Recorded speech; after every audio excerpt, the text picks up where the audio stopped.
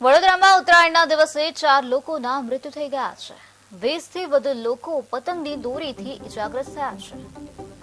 ગળું કપાવાના કારણે 2 વ્યક્તિઓના મૃત્યુ થયા. એક વ્યક્તિ ધાબા પરથી પડી ગયો, જેના કારણે તેનું મૃત્યુ થયું.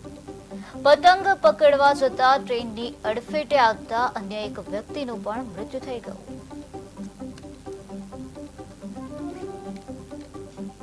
ઉત્તરાયણનો તહેવાર ગુજરાતમાં ધામધૂમથી ઉજવાતો હોય છે.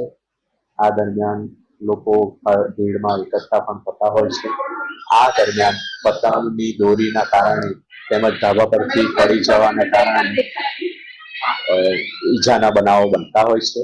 ગઈકાલે પણ એસએસજી હોસ્પિટલ ખાતે આશરે 20 જેટલા દર્દીઓ દોરીથી ગળું કપાવાના તેમજ અન્ય ઈજાઓના કારણે આવેલા હતા. તેમજ 10 કેસ ધાબા પરથી અને છાપરા પરથી પડી જવાના કારણે ઈજા થવાના કારણે આવેલા હતા. આ ઉપરાંત 4 દર્દીઓનું આ પતંગની દોરી અને એના કારણે મરણ પણ થયેલ છે. ઉત્તરાયણનો તહેવાર ગુજરાતમાં ધામધૂમ